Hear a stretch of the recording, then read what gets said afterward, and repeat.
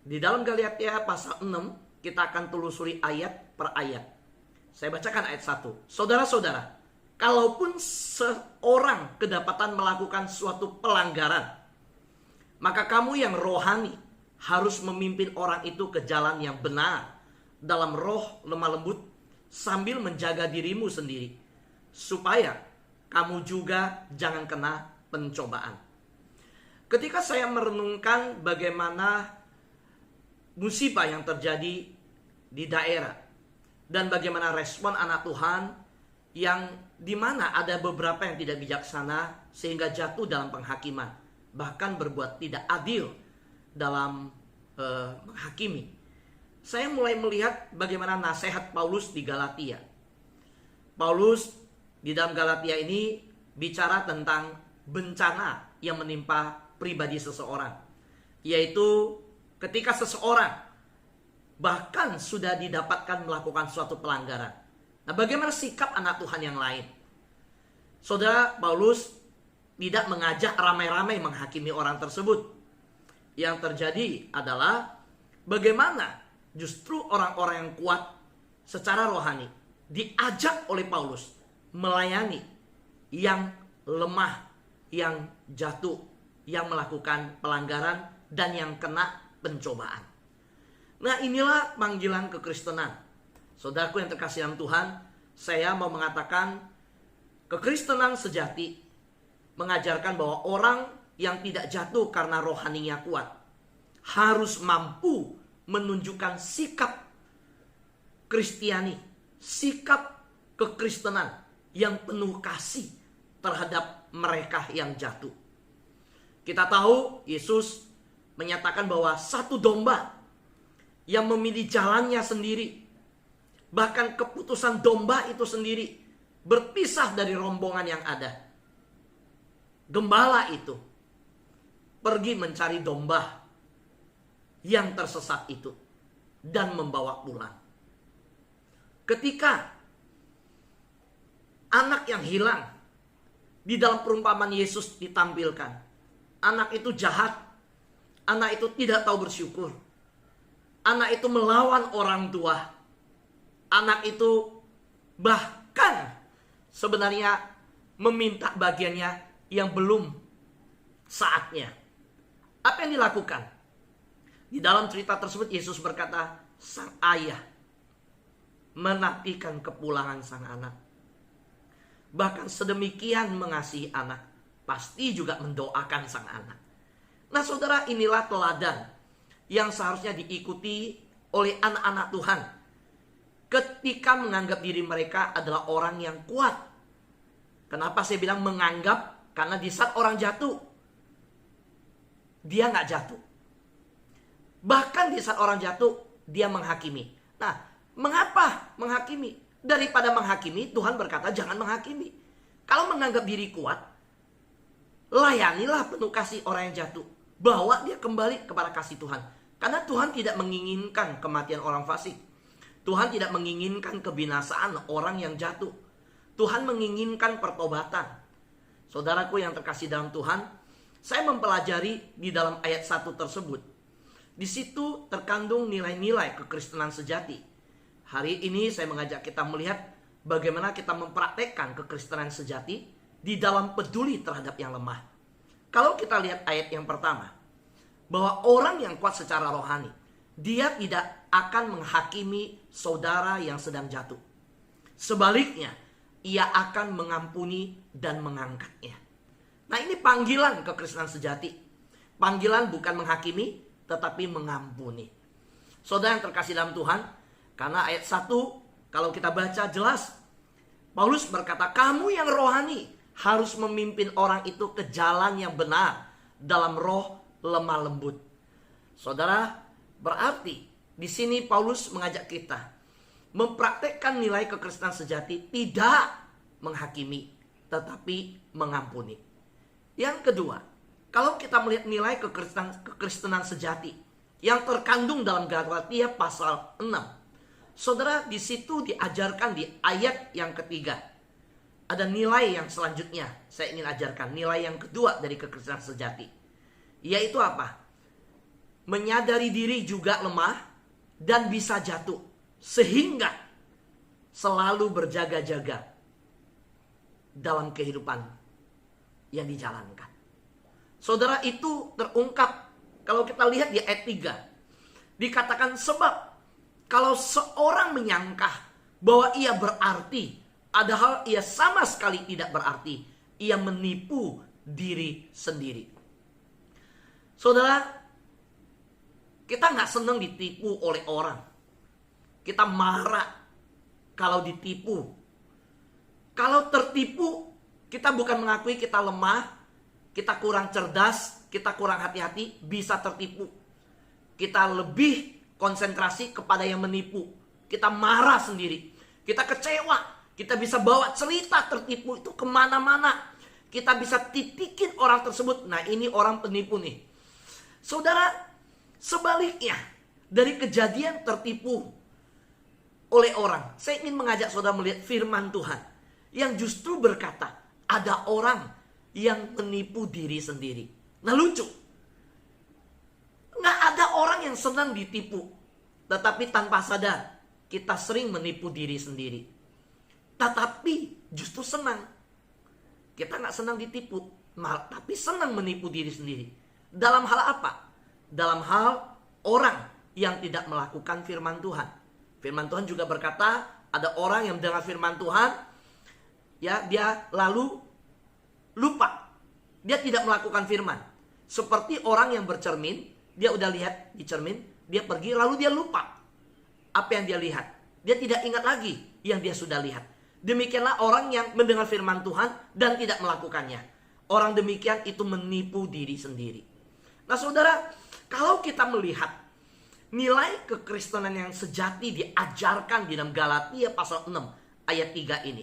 Ketika Paulus berkata, kalau seorang menyangka bahwa ia berarti, padahal ia sama sekali tidak berarti, ia menipu diri sendiri. Nah, saudara, apa maksudnya? Saya menyimpulkan dalam hal yang kedua ini, bahwa seseorang harus menyadari diri juga lemah, bisa jatuh, sehingga kita waspada, kita jaga diri, bukan selalu fokus ke orang dan menghakimi. Di dalam firman Tuhan kemarin saya ajarkan, jangan menghakimi ketika melihat musibah, berkata itu dosa. Kalau melihat sesuatu tertimpa pada anak Tuhan, wah, itu pasti dosa besar. Jangan selalu kaitkan ke situ. Saudara, maka hari ini saya mengajak kita melihat nilai-nilai kekristenan sejati yang diajarkan Galatia pasal 6. Nilai yang pertama tadi kita belajar tidak menghakimi. Nah, dari sinilah saya kembangkan bagaimana pengajaran hari ini. Ketika saya renungkan apa yang harus saya sampaikan ya Tuhan. Ketika saya berdoa apa yang saya sampaikan hari ini. Saudara, kadang-kadang saya tidak bisa dapat firman Tuhan untuk 3 hari sebelumnya. Kadang-kadang saya bisa siapkan firman Tuhan untuk besok, untuk lusa, bahkan untuk seminggu sebelumnya. Tapi kadang-kadang saya hanya bisa dapat hari ini untuk yang besok saja. Nah, ketika saya renungkan yang hari ini, saya memulai dari yang kemarin. Ketika kemarin mengajarkan tentang jangan menghakimi, saya ingat Paulus mulai mengajarkan jangan menghakimi di pasal 6 ayat 1 di Galatia. Dan saya mulai mempelajari pasal ini. Saya menemukan dimulai dari pasal 6 ayat pertama, Paulus sudah langsung mengajarkan jangan menghakimi. Dan Paulus memberikan sebuah contoh bahwa ada orang yang jatuh nih. Sebuah fakta, kalau seorang sudah kedapatan, bukan fitnah, bukan gosip, sudah kedapatan jatuh, melakukan pelanggaran rohani, apa yang harus dilakukan? Paulus bilang, kamu ngaku rohani, kamu kan rohani, kamu pimpin dia. Yang kuat pimpin yang lemah, yang tidak jatuh angkat yang jatuh. Nah, gimana caranya bisa ngangkat? Jangan hidup dalam penghakiman. Kalau orang sibuk menghakimi, dia tidak punya waktu untuk melayani. Saya ulangi, kalau orang sibuk menghakimi, dia tidak punya waktu melayani. Karena itu saudara, saya mengajak saudara menelusuri nilai-nilai yang diajarkan, yang sejati. Nilai-nilai yang diajarkan Paulus. Nilai yang pertama, jangan menghakimi, tapi ampuni. Nilai yang kedua, sadari diri kita lemah, kita juga bisa jatuh. Kita harus waspada. Ingat 3 hal ini. Kita lemah, kita bisa jatuh. Kita harus waspada. Jadi waktu lihat orang jatuh, bukan bahas jatuhnya, bukan hakimin dia, bukan sibuk menghakimi, ngurusin dia. Justru ketika lihat jatuh, kita harus jatuh kasihan. Dan langsung justru bersyukur kepada Tuhan yang masih menopang kita. Terus langsung sadar, minta Tuhan topang kita supaya jangan jatuh seperti itu. Itu saudara. Bukan fokus kepada yang jatuh. Selalu Tuhan ajarkan. Lihat orang pelanggaran rohani, lihat terjadi pelanggaran, langsung ingat apa? Ingat diri kita.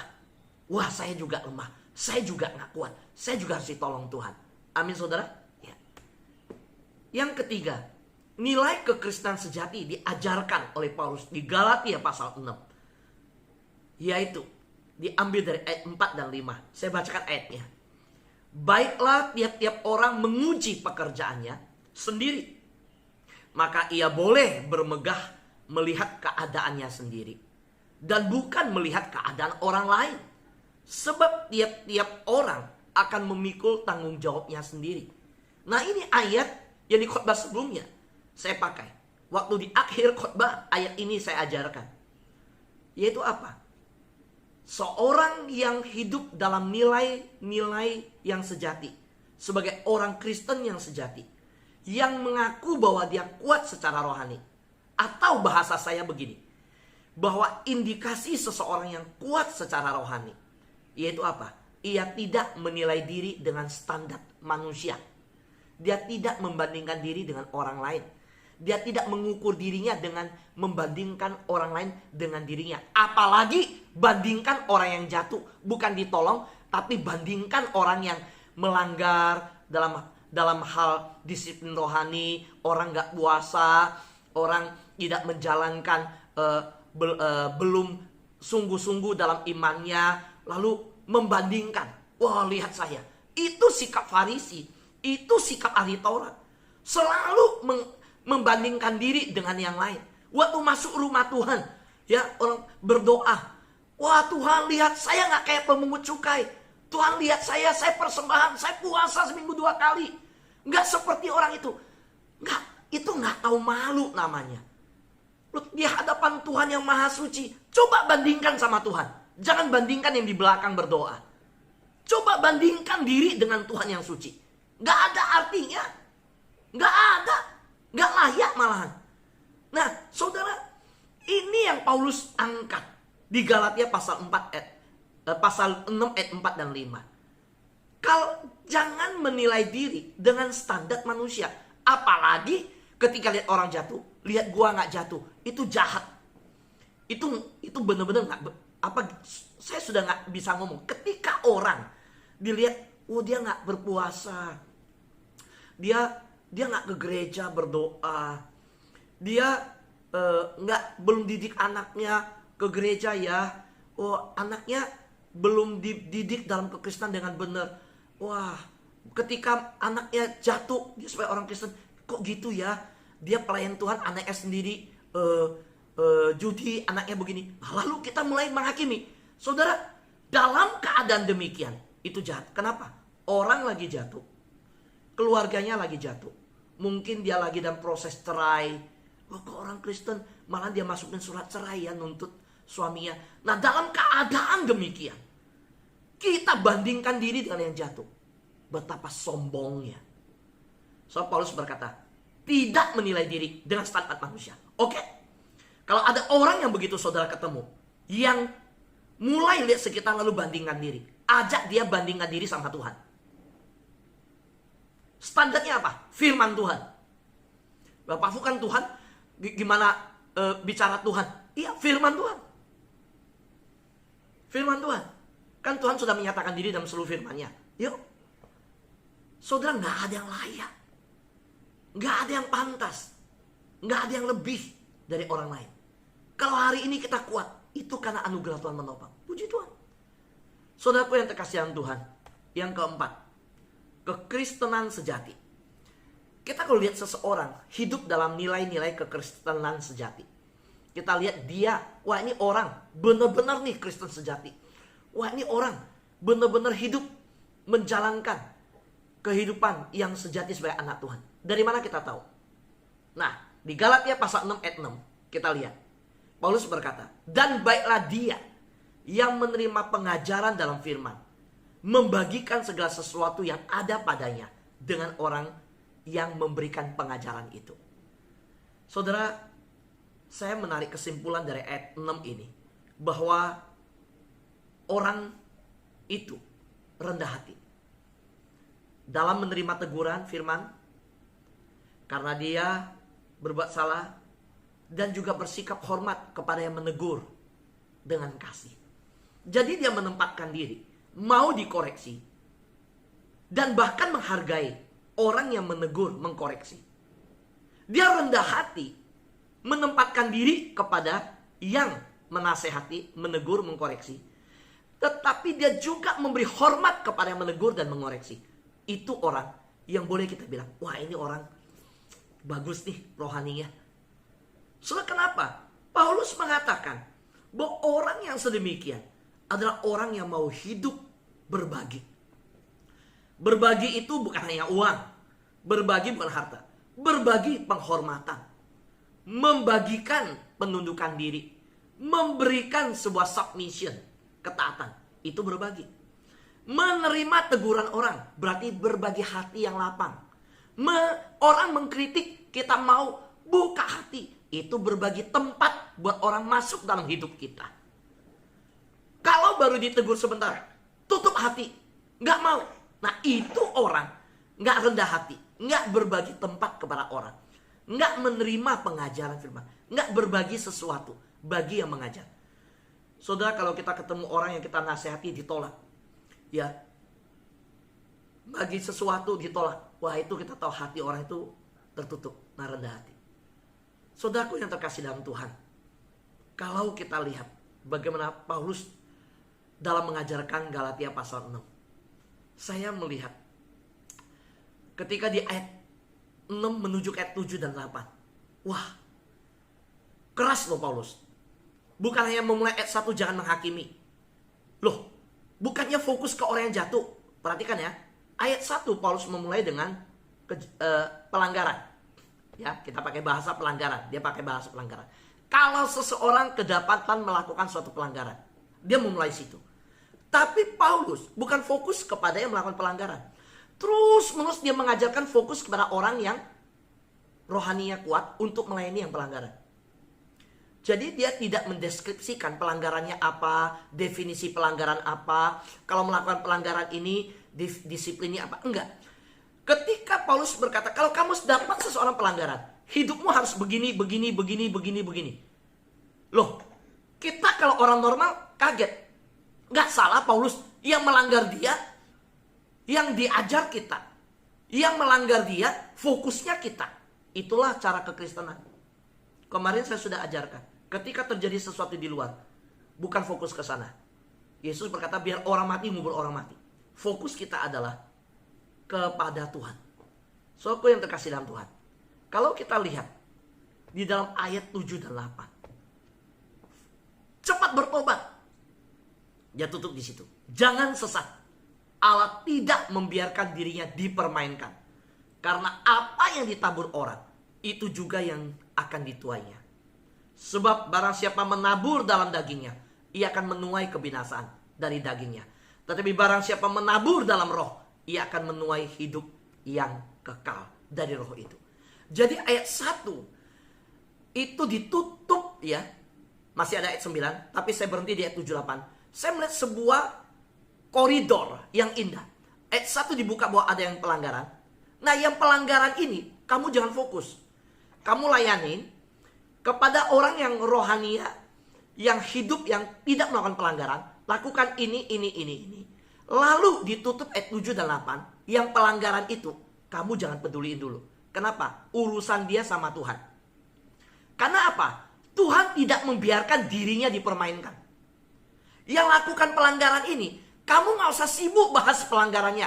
Kamu benar-benar repotkan diri layanin dia aja. Waktu layanin dia, fokus sama Tuhan. Bawa kasih Tuhan, bawa pengampunan Tuhan. Nah, yang pelanggaran ini, biarkan dia urusannya sama Tuhan. Allah tidak membiarkan dirinya dipermainkan. Nah, ayat 7 dan 8. Ini ayat 1, ayat 7 8. Kenapa? Paulus bilang, karena apa yang ditabur oleh orang yang melanggar ini, dia juga akan menuai.